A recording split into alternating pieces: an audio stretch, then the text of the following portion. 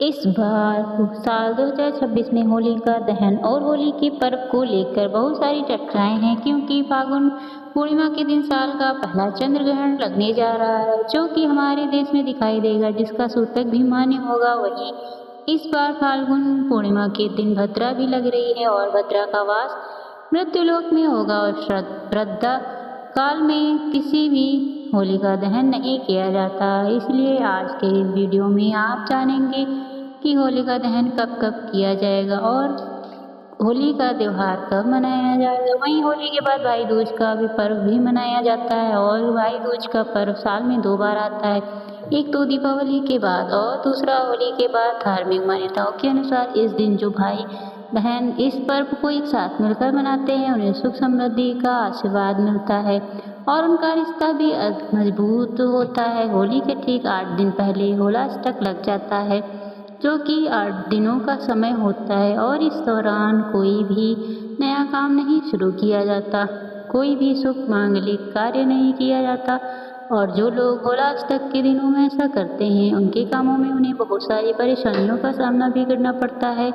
साल 2026 में होलाष्टक 24 फरवरी दिन मंगलवार से लग रहे हैं और होलाष्टक 3 मार्च मंगलवार को फाल्गुन पूर्णिमा के दिन समाप्त होंगे। पूर्णिमा तिथि 2 मार्च सोमवार को शाम 5:56 से शुरू होगी और पूर्णिमा तिथि की समाप्ति 3 मार्च दिन मंगलवार को शाम 5:07 पर होगी। पूर्णिमा तिथि इस बार 2 दिन पड़ रही है और उदय तिथि के अनुसार 3 मार्च को मंगलवार को पूर्णिमा का व्रत और स्नान दान किया जाएगा।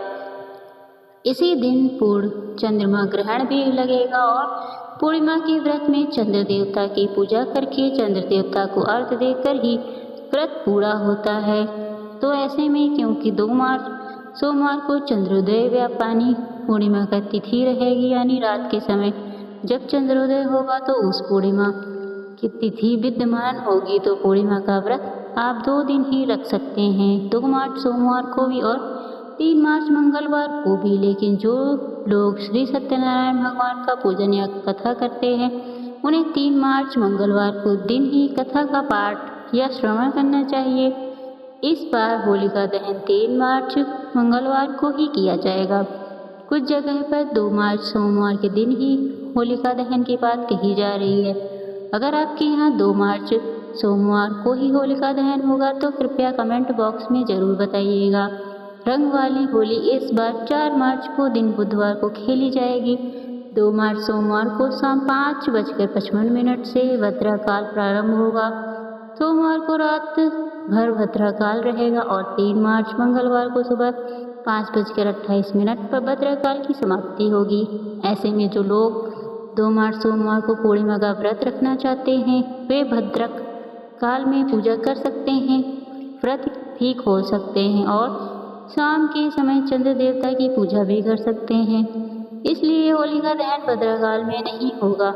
इसलिए 3 मार्च मंगलवार शाम 6:26 से रात 8:50 के बीच में ही होलिका दहन किया जाएगा। इस समय तक ग्रहण भी समाप्त हो चुका होगा और भद्रक काल को सुबह से ही समाप्त हो चुका होगा। इसलिए शुभ मुहूर्त में ही आपको होलिका दहन करना चाहिए। होली के पर्व के बाद मनाया जाने वाला भाई दूज का पर्व चैत्र मास के कृष्ण पक्ष की द्वितीय तिथि को मनाया जाता है और इस बार चैत्र कृष्ण द्वितीय तिथि 4 मार्च को दिन बुधवार को शाम 4:50 से शुरू होगी और 5 मार्च गुरुवार को 5:03 पर द्वितीय तिथि समाप्त होगी। इसलिए 5 मार्च गुरुवार को भाई दूज का पर्व मनाया जाएगा और सुबह 6:48 से शाम 5:03 के बीच आप भाई दूज का पर्व मना सकते हैं।